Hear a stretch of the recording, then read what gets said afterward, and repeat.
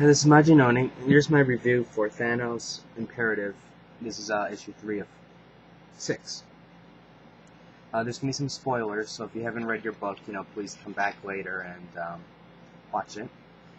All I can say so far is this is a spectacular book. I'm really enjoying the space adventures, and it's definitely like a really big event type thing. Unfortunately, because it's in space, nobody really cares about it, and it's not really getting a lot of attention. One thing I do think that they're doing, I guess you can say kind of smart in terms of the fans' pocketbooks, is if you notice, like Nova's been canceled, Guardians of the Galaxy's been canceled, all that stuff is done. This is the only thing that's really running. So basically, you buy this and you get the whole story. You don't have to buy, Brightest Day, Green Lantern Corps, Brightest Day, Green Lantern, Flash, Justice League, Atom Special, and 16 other books to get the whole story. It's just all right here. So for that, I say thank you, Marvel, for being able to tell a story in one comic book rather than 50,000 comic books. So let's get on with the adventure, shall we? It starts off, there's massive fighting in space. There's the Cthulhu-like creatures, tentacles. If you guys are hentai freaks, you're going to love the tentacle creatures attacking everything. It's just like really, really good. I'm sorry for the glare, but it's bright outside. It's really bright outside.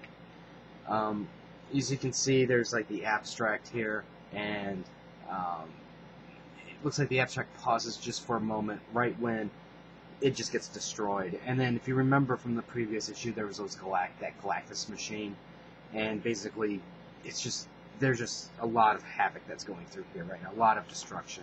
And if you can imagine, these abstracts are really powerful. So for it to just get breached like that, it must be incredibly powerful what's on the other side. I really like the artwork so far. The artwork's been really good. I think the characterization has been really good so far. You get lots of different sides to what's going on. You get the desperation on the Nova Corps side, and then you get the tension between like Drax and Thanos on this side.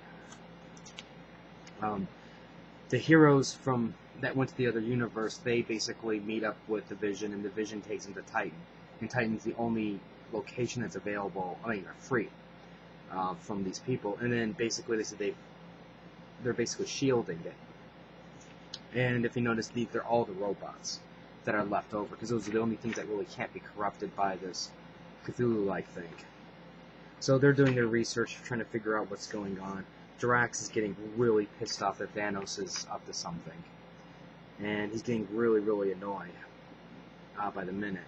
We get the history of Adam Warlock now. Adam Warlock is the catalyst to all of this nonsense. And basically what happened is, you had two different, well, I guess you could say, imagine this.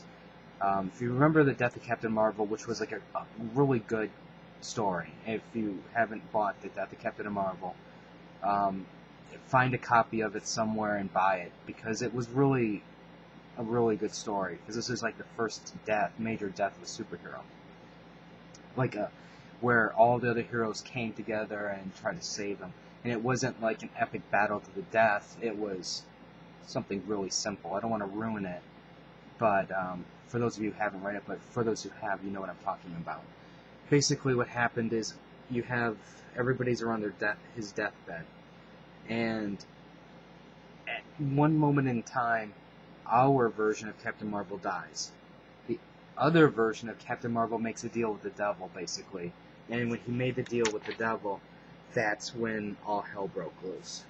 And he basically corrupted the entire universe. So, you have basically a galactic council going on, and they're trying to figure out what to do. And of course there's tensions between the Inhumans, Blast Star, and all those other people. Well, Nova comes, and Nova basically is like, look, this is what we need to do. I need a team now, and we're going to go in, we're going to strike at the core. they're up to something. They're stealing, kidnapping people. They're kidnapping people for a reason. We're going to go to save them, and we're going to stop what's going on. So Medusa's like, okay. Now, I think this is a really, really strong lineup that Nova assembled here. You have Nova, Silver Surfer, Ronin, Gladiator, Beta Ray Bill, and Quasar. Personally, I think it's great to see Beta Ray Bill being used in these issues, and in a sense, you know, this is like a Cosmic Avenger lineup. I'm really hoping that Marvel does something with this lineup again in the future, because I would buy. I don't know about you guys, but I would buy a monthly book with this team up. I mean, because this is an incredibly powerful team.